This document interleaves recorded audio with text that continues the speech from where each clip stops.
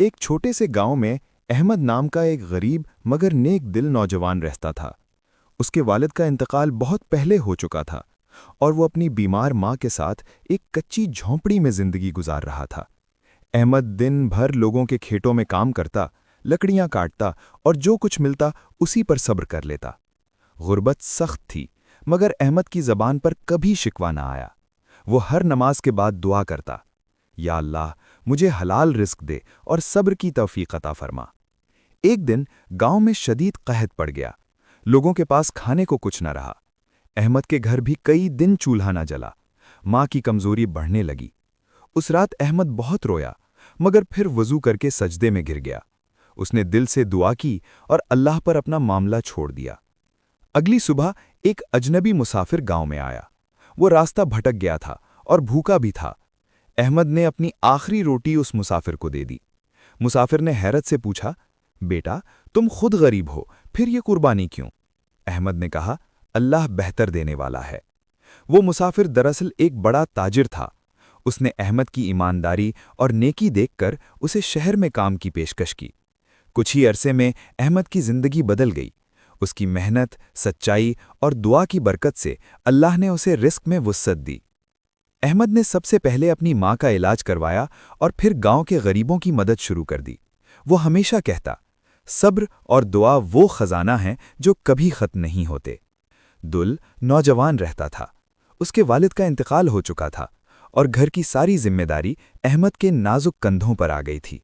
وہ اپنی بیمار ماں کے ساتھ ایک چھوٹی سی جھونپڑی میں رہتا تھا۔ غربت ان کے دروازے پر دستک دیتی رہتی مگر احمد کے دل میں ایمان کی روشنی کبھی مدھم نہ ہوئی۔ وہ صبح فجر کے بعد کام کی تلاش میں نکل جاتا اور شام کو جو کچھ ملتا اسی پر شکر ادا کرتا۔ کئی مرتبہ ایسا ہوتا کہ گھر میں کھانے کو صرف سوکھی روٹی ہوتی مگر احمد مسکرا کر ماں سے کہتا، امی شکر کریں، اللہ ہمارے ساتھ ہے۔ ایک رات ماں کی طبیعت زیادہ خراب ہو گئی۔ احمد کے پاس علاج کے لیے پیسے نہیں تھے۔ اس نے ساری رات جاگ کر دعا کی، آنسوؤں کے ساتھ اللہ سے فریاد کی۔ اس کی دعا میں نہ کوئی شکوہ تھا نہ کوئی مطالبہ، بس مکمل یقین تھا۔ اگلے دن گاؤں میں ایک اجنبی آیا جو ایک ایماندار اور محنتی نوجوان کی تلاش میں تھا۔ لوگوں نے احمد کا نام لیا۔ جب اس اجنبی نے احمد کی سچائی، عاجزی اور اللہ پر بھروسہ دیکھا تو اسے اپنے ساتھ لے گیا۔ وہی دن احمد کی زندگی کا نیا موڑ تھا۔ اللہ نے اس کے صبر اور دعا کا ایسا صلہ دیا کہ اس کی مشکلات آہستہ آہستہ آسانیوں میں بدل گئیں اور احمد ہمیشہ کی طرح سر جھکا کر کہتا رہا، یا اللہ یہ سب تیری مہربانی ہے۔ ماں بیمار رہتی تھی۔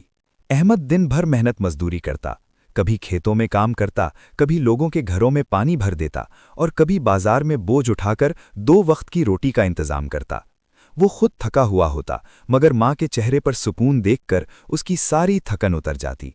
شام کو گھر لوٹتے وقت احمد تھوڑا سا راشن لے آتا اور ماں کے قدموں میں رکھ دیتا۔